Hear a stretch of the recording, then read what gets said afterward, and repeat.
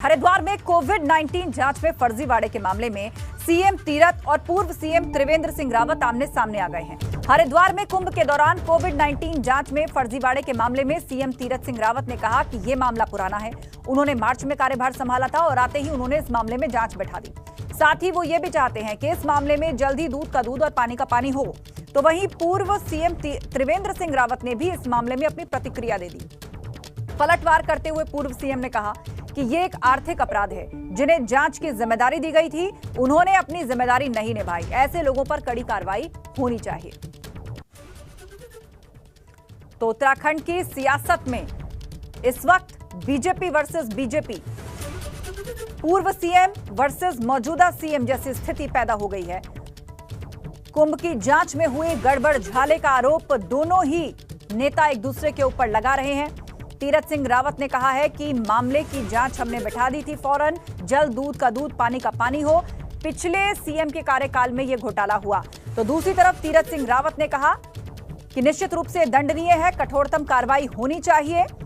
एक तरफ तो इसमें आर्थिक अपराध नजर आ रहा है, लेकिन यह भी चेक करवा लिया जाए कि टेंडर किसके समय में निकला था। तो हरिद्वार में कोविड-19 जांच में फर्जीवाड़े में सीएम वर्सेस पूर्व सीएम होता हुआ नजर आ रहा है। उत्तराखंड में अगले साल चुनाव होने वाले हैं। हाल ही में अपने चेहरे को बदला था भाजपा ने उत्तराखंड के अंदर, और उसके बाद ये दोनों नेता आमने सामने आ गए हैं।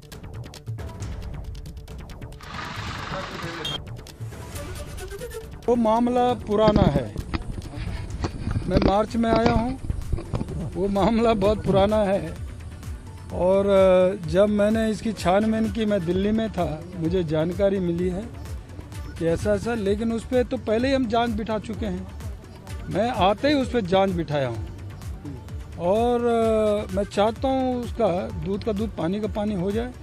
जिसने भी एक गड़बड़ी की होगी, ये मैंने कहा कि मेरे समय पहले का है, लेकिन जांच हमने कर रहे हैं। जो भी दोषी पाया जाएगा उसके खिलाफ सख्त से सख्त कार्रवाई होगी। एक तरफ तो इसमें आर्थिक अपराध नजर आ रहा है और दूसरी तरफ आपने एक तरह से जो जिसके लिए आपको दायित्व दिया गया था कि आपको चेकिंग करना है, आपको टेस्टिंग करनी है, और ये लापरवाही जानलेवा हो सकती है, जानलेवा हो सकती है। ये जानते हुए भी अगर ऐसा हुआ है तो निश्चित रूप से वो दंडनीय है और उन पर कठोरतम कार्रवाई होना चाहिए। और इस खबर पर चर्चा के लिए हमारे साथ दो मेहमान जुड़ गए हैं। एक तरफ प्रदेश कांग्रेस के अध्यक्ष सूर्यकांत धस्माना है, तो दूसरी तरफ हमारे ब्यूरो चीफ अजीत सिंह राठी भी हमारे साथ हैं। सबसे पहले अपडेट के लिए अजीत राठी का रुख कर लेते हैं। अजीत, मौजूदा सीएम वर्सेस पूर्व सीएम, ये स्थिति उत्तराखंड के अंदर अब खड़ी हो गई है। जिस तरह से इस गड़बड़ झाले का खुलासा हुआ है, लग रहा है कि एक बड़ा चुनावी मुद्दा भी बन सकता है।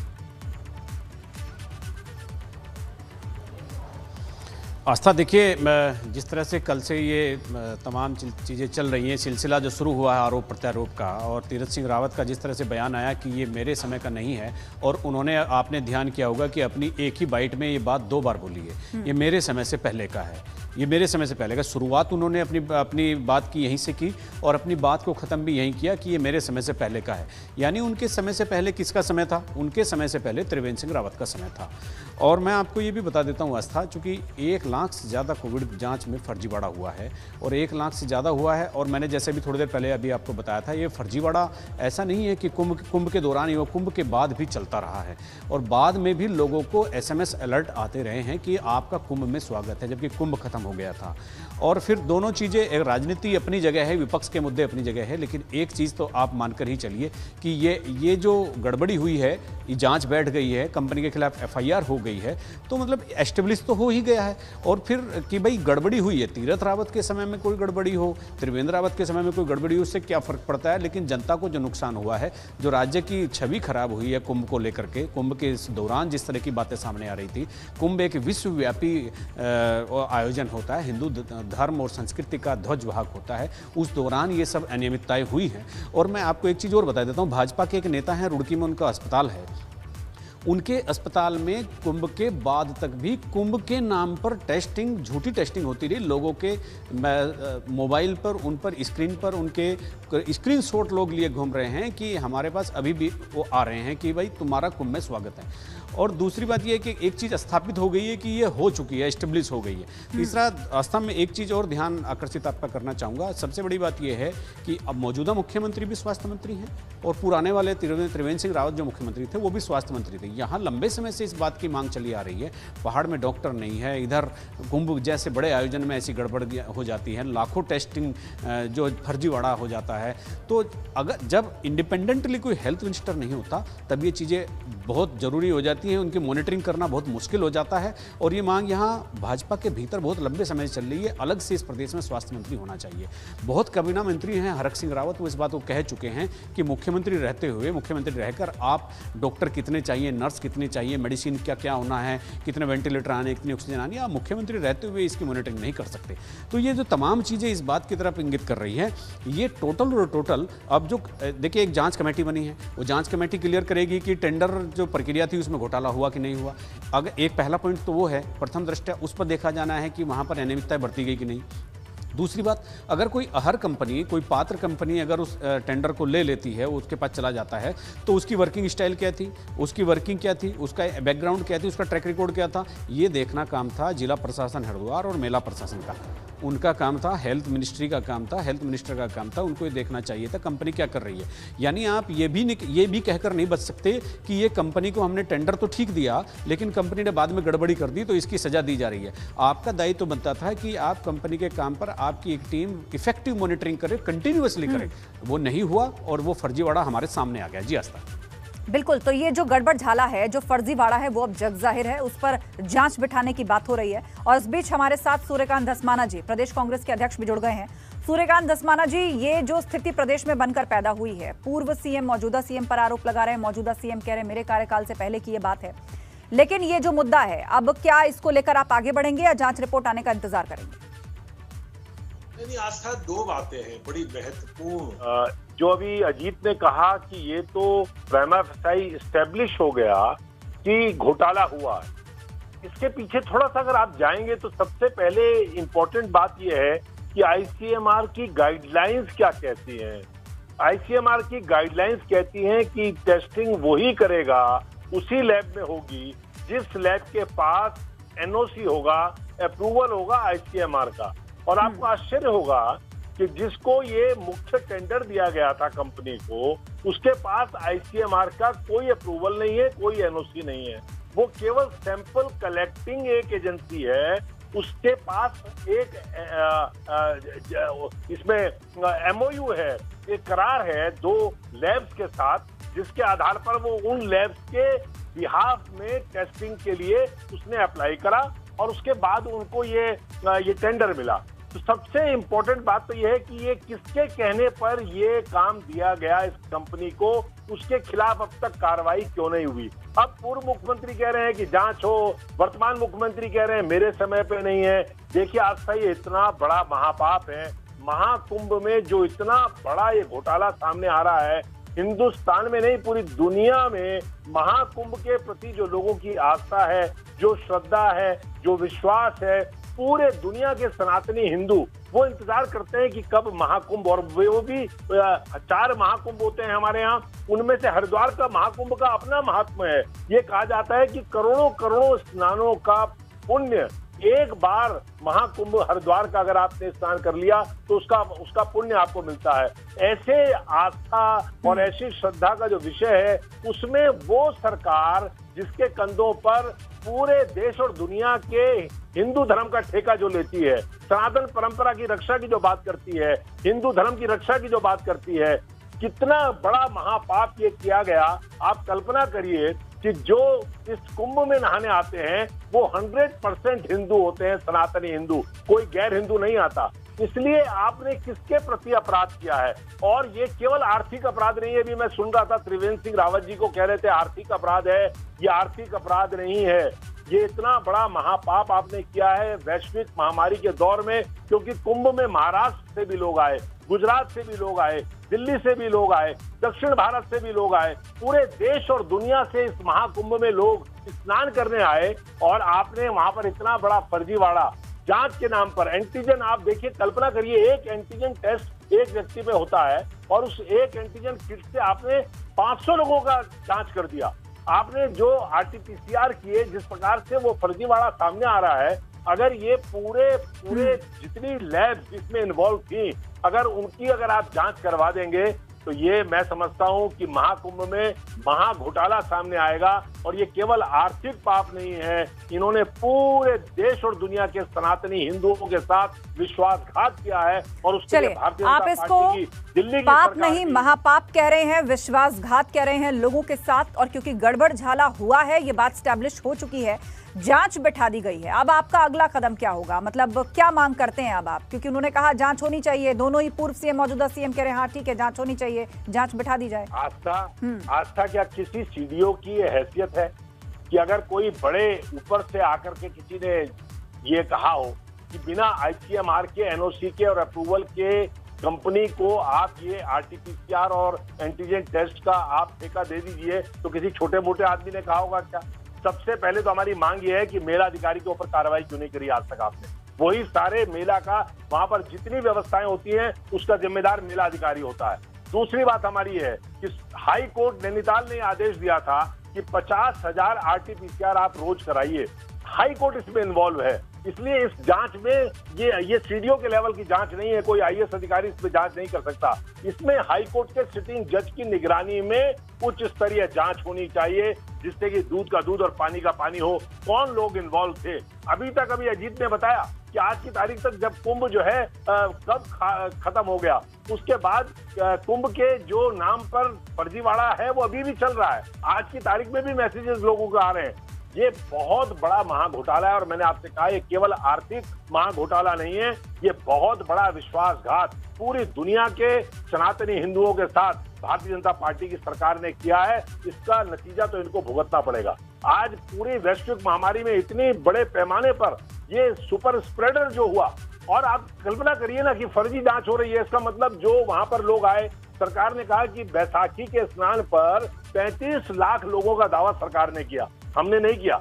ये राज्य की सरकार ने कहा कि 35 लाख लोगों ने स्नान किया बैसाखी में। अब 35 लाख लोग अगर आए और जांच हुई नहीं, फर्जी लोगों के नाम से जांच हो गई, तो आप कल्पना करिए कि कितने बड़े पैमाने पर ये कोरोना फैलाने का काम इस राज्य की सरकार के संरक्षण में हुआ। आपने कहा दिव्य होगा, भव्य होगा, जो मर्जी आए, बेरोक टोक आए, गंगा जी में जो डुबकी लगाएगा उसको कोरोना होता ही नहीं है, ये राज्य के मुख्यमंत्री कह रहे हैं। और जब राज्य का मुख्यमंत्री इस प्रकार की बात कह रहा है, तो पूरे देश और दुनिया में जो संदेश गया, बड़े पैमाने पर लोग कुंभ में आ गए हैं। कुंभ की ये जिम्मेदारी त्रिवेंद्र सिंह रावत की भी थी और तीरथ सिंह रावत की भी थी।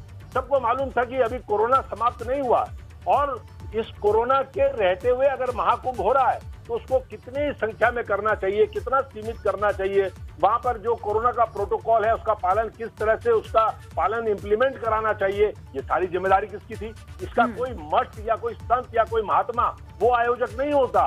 इस महाकुंभ का आयोजक राज्य की सरकार होती है, ऑफिशियली इसका नोटिफिकेशन होता है, और जब समाप्त होता है तो वो नोटिफिकेशन डिनोटिफाई होता है। तो कुल मिलाकर जो फर्जी तरीके से टेस्टिंग की बात आ रही है, मान लीजिए पंजाब का कोई युवक है, वो तो कुंभ में गया भी नहीं, लेकिन उसकी भी टेस्ट रिपोर्ट मोबाइल पर रिसीव हो रही है, तो आपको क्या लगता है ये गड़बड़ झाला केवल टेस्टिंग तक सीमित है, या फिर जो टेस्टिंग किट, उनकी खरीद फरोख्त, आरटीपीसीआर, इस सब का भी अपना एक खर्च होता है, तो किसी डिटेल्ड ऑडिट, किसी निष्पक्ष ऑडिट की भी जरूरत है? आज तक फ्रॉम द डे वन, जब से कोविड शुरू हुआ और जब से कोविड के प्रोटोकॉल के अनुसार टेस्टिंग की, आपको मालूम है उत्तराखंड में जो सबसे पहले रैपिड टेस्टिंग किट आई थी, सरकार ने मंगाई थी, किसी प्राइवेट एजेंसी ने नहीं मंगाई थी, वो सारी फर्जी आई थी। आज तक क्या हुआ उसका पता ही नहीं लगा, आज तक उसका पता ही नहीं लगा कि उसका हुआ क्या। इसी प्रकार से आज राज्य के अंदर जो स्थितियां विद्यमान हैं, उन स्थितियों में ये शुरू से लेकर के अब तक पूरा का पूरा गड़बड़ झाला इस कोविड में हुआ है। राशन में आप देखिए, आज मेरे पास जो राशन फ्री बांट रहे हैं, जो राशन चावल और गेहूं की जो क्वालिटी है, मैं उस पर प्रेस कॉन्फ्रेंस करूंगा अभी, प्रदेश अध्यक्ष जी और हम सब लोग मिलकर के, हमारे प्रदेश प्रभारी, हमने उनसे उस बातचीत करी है। बहुत बड़ा घोटाला ये आपदा में अफसर का नारा इसीलिए था, ये आपदा में अफसर का जो नारा था उसको साक्षात रूप इस राज्य की सरकार कैसे दिया है, वो उसका उदाहरण मैं समझता हूँ ये टेस्टिंग घोटाला है इस देश के अंदर। तो कुल मिलाकर ना सिर्फ ये टेस्टिंग बल्कि साथ ही इस महामारी के दौरान जो सरकार की फ्री राशन वितरण की योजना है उस पर भी बड़े सवाल आपने उठाए हैं। हमारे ब्यूरो चीफ अजीत राठी हमारे साथ जुड़ गए हैं। अजीत, कांग्रेस पक्ष की बात सुनने से ऐसा लग रहा है कि ये मुद्दा अभी फिलहाल ठंडा होने वाला नहीं है।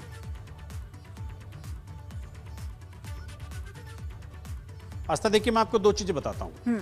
एक तो सूर्यकांत धस्माना जी मुख्य विपक्षी दल के प्रदेश उपाध्यक्ष हैं संगठन के, तो एक तो भारतीय जनता पार्टी को, संगठन को भी, सरकार को भी, इनकी पार्टी को इस मामले पर जवाब देना होगा।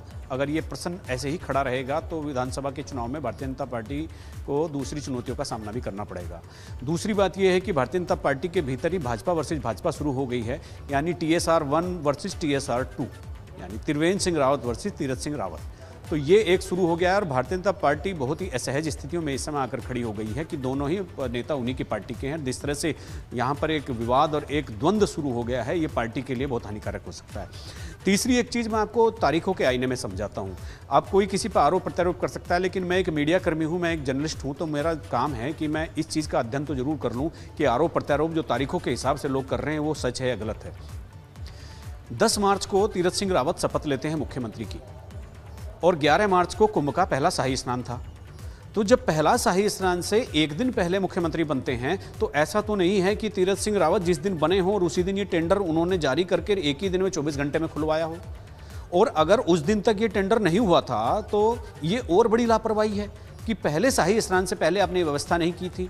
तो दोनों तरह से एक बहुत ही मतलब ऐसा मैसेज जनता के सामने जा रहा है कि दो बड़े नेता आपस में भिड़े पड़े हैं कि मेरे समय का नहीं, मेरे समय का नहीं। तारीख गवाह है, 10 तारीख को तीरथ सिंह रावत ने शपथ ली। तीरथ सिंह रावत की ये गलती है कि वो अपनी टीम से इफेक्टिव मॉनिटरिंग नहीं कर पाए। वो 11 मार्च के पहले शाही स्नान में संतों के साथ गए, उन्होंने स्नान किया, लेकिन उनको टेस्टिंग में क्या फर्जीवाड़ा हो रहा था उसका नहीं पता चला। और जबकि ये टेंडर 11 मार्च से पहले हो चुका था। अगर 11 मार्च से पहले नहीं हुआ तो भी त्रिवेंद्र सिंह रावत सरकार के जिम्मेदार अधिकारियों के खिलाफ FIR होनी चाहिए। जब शाही स्नान से पहले आपने अगर टेंडर नहीं किया तो क्या कर रहे थे आप? तो ये बहुत क्लियर है, ये बहुत स्पष्ट है कि ये टेंडर पहले का है, मॉनिटरिंग में चूक हुई है, कंटिन्यूअस इफेक्टिव मॉनिटरिंग का जो एक फार्मूला शासन चलाने का होता है वो नहीं हुआ है, उस पर किसी ने गौर नहीं किया है। और मैंने जैसा अभी आपको बताया, दोनों ही मुख्यमंत्री, पूर्व मुख्यमंत्री, वर्तमान मुख्यमंत्री, स्वास्थ्य मंत्री भी हैं। और वहां पर मेला प्रशासन, जिला प्रशासन की क्या भूमिका थी, क्या उनकी जवाबदेही थी, भाजपा के लिए इस वक्त खड़ी हो गई है, क्योंकि चेहरा बदलकर जिसे एक फ्रेश स्टार्ट को देने की बात आगामी चुनाव को ध्यान में रखकर की जा रही थी, वहीं दोनों चेहरे इस मुद्दे पर आमने सामने आ गए हैं। सूर्यकांत धस्माना जी, आपका बहुत शुक्रिया एबीपी गंगा के साथ जुड़ने के लिए। अजीत राठी हमारे साथ जुड़े रहेंगे, आगे भी खबरों पर हम उनसे चर्चा करेंगे। और अब एक बड़ी खबर देहरादून से। श्रीदेव सुमन यूनिवर्सिटी में नियुक्ति से जुड़ा मामला, जहां विवादों में सहायक कुल सचिव पद पर नियुक्ति, विद्यालयी शिक्षा महानिदेशक का बयान, दूसरे विभाग पर प्रतिनियुक्ति के लिए दी जाती है NOC और NOC देने का फैसला विभाग अध्यक्ष पर निर्भर रहता है। अध्यापकों की कमी के चलते प्रतिनियुक्ति पर रोक, इसके लिए शासनादेश पहले से जारी है। प्रतिनियुक्ति से जुड़ा मामला विभाग के पास नहीं आया। देवेंद्र रावत को नियुक्त किया गया था सहायक कुल सचिव, एक मंत्री के करीबी बताए जाते हैं देवेंद्र यादव। तो श्री सुमन यूनिवर्सिटी में नियुक्ति से जुड़ा यह पूरा मामला है। दूसरे विभाग पर प्रतिनियुक्ति के लिए दी जाती है NOC। अजीत राठी हमारे साथ लाइव जुड़े हुए हैं। अजीत, विस्तार से समझाइए क्या मामला है पूरा और ये किस तरह की दलीलें अब दी जा रही हैं?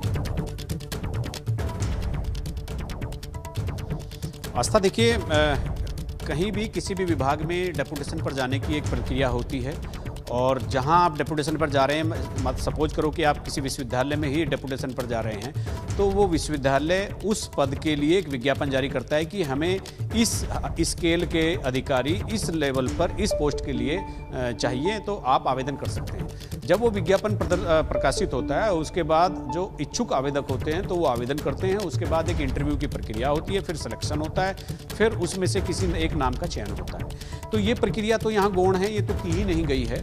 और 3 दिन 4 दिन पहले एक सहायक अध्यापक रुद्रप्रयाग में राजकीय इंटर कॉलेज में एक सहायक अध्यापक थे देवेंद्र सिंह रावत, उनको सीधे बैकडोर से एंट्री देते हुए, चूंकि वो उच्च शिक्षा मंत्री धन सिंह रावत जी के सहपाठी बताए जा रहे हैं, उनके काफी करीबी मित्र बताए जा रहे हैं, तो इसलिए उन्हें बैकडोर से उच्च शिक्षा विभाग ने एंट्री दे दी और वो सहायक कुल सचिव बन गए। अब दूसरा इशू आता है कि इन्हीं देवेंद्र सिंह रावत ने इसी पद पर आने के लिए पिछले साल अपने विभाग से एनओसी मांगने के लिए एक आवेदन किया था, जिसको विभाग ने खारिज कर दिया था और ये कहा गया था कि यहाँ पर शिक्षकों की बहुत भारी कमी है, इसलिए आपको डेपुटेशन पर नहीं भेजा जा सकता। और एक शासनादेश है कि किसी भी शिक्षक को डेपुटेशन पर नहीं भेजा जाएगा जो शिक्षकों की भारी कमी है। इसके बाद भी इस सहायक अध्यापक ने उस शिक्षा मंत्री के माध्यम से या उनके ऊपर अपनी डिपेंडेंसी दिखाते हुए उनके भरोसे एक इतनी हिम्मत की कि अपने विभाग के शासनादेश को ही उन्होंने उलट दिया। उसी की बिल्कुल, और उसी पर उठ रहे हैं सवाल और उससे संबंधित अब ये नए तथ्य और दलीलें जो हैं वो पेश की जा रही है। बहुत शुक्रिया अजय हमारे साथ जुड़ने के लिए और उस खबर पर ताजा अपडेट देने के लिए।